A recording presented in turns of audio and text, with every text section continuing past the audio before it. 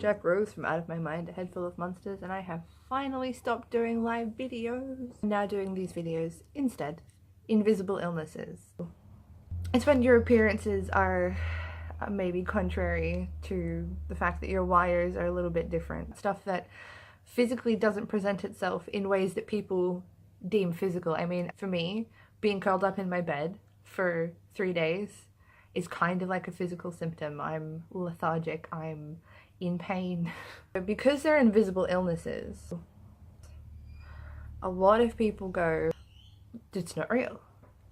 I know people who are on the autistic spectrum. I am highly likely on the spectrum as well, which I would personally be fine with because, I mean, it would explain a lot. So many people don't believe in autism, period, or they have this idea of what it is, and when they see people who aren't that, who have been diagnosed on the spectrum, they go, oh, well, that person they don't fit into this shoebox, they mustn't be autistic. Like, excuse me? We don't fit into shoeboxes. I mean, I do. My house is a shoebox. I love it.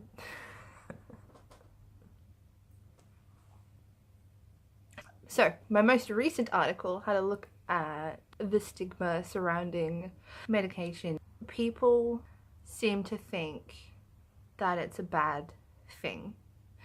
Now, I have been affected by my various mental health issues. I'll just say bipolar for now. I didn't have the right medication, and all the symptoms of depression and anxiety were there. I was put on serotonin reuptake inhibitors. I know I'm missing one of the S's from that, but SSRIs. That didn't go very well for me.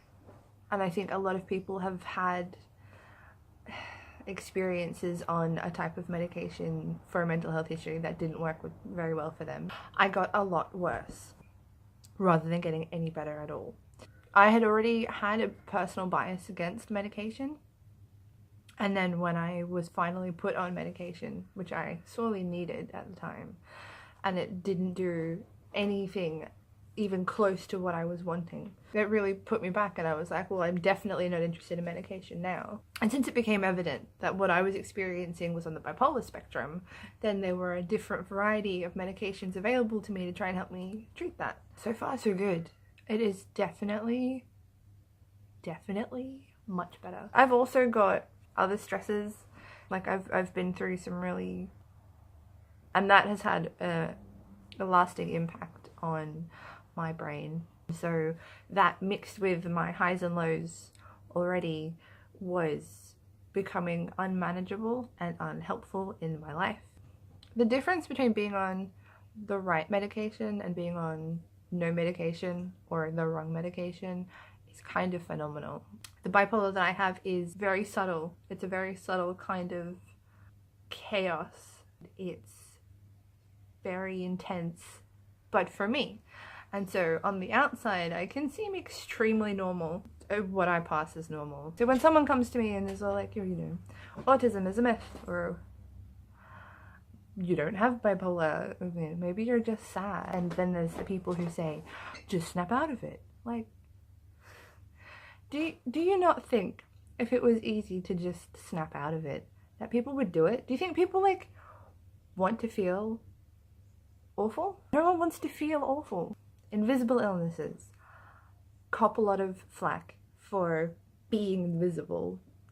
In their opinion, they are perfectly visible. They manifest visually as a person having a meltdown, as a person not coping with a situation that to someone else might seem completely cope-withable.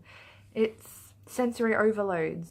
In my case especially, disproportionate emotional responses to situations. Like, I don't just get upset, I get furious, or I get miserable, and everything feels like it's the worst thing that's ever happened to me, even when it's not. And I'm very fortunate that those emotional intensities tend to be quite brief being anywhere from 5 minutes to a day, depending on whether or not I talk about it, which is why I write and is why I'm filming this right now. Medication isn't for everyone. Some people don't need it. They can manage their own chemicals. Some people need it temporarily to help them get their chemicals at different levels.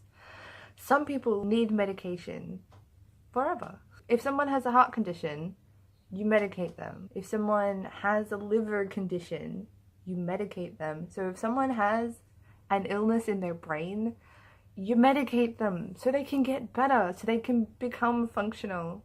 I am on a biannual epic meltdown where I cease to function for a time. I can't live that way. Like, technically I can breathe and eat, but I can't hold a job when I'm having meltdowns. So I need medication. And not everyone does, but some people do. Before you develop a bias against medication, as I had, I suggest getting more information about what it does. While it might not be right for you, it's still good for other people, and it's a completely normal, healthy thing. You medicate illnesses to help them go away, or to help them be more manageable. That's just what you do. Anyway, that's it for now. Thanks for watching.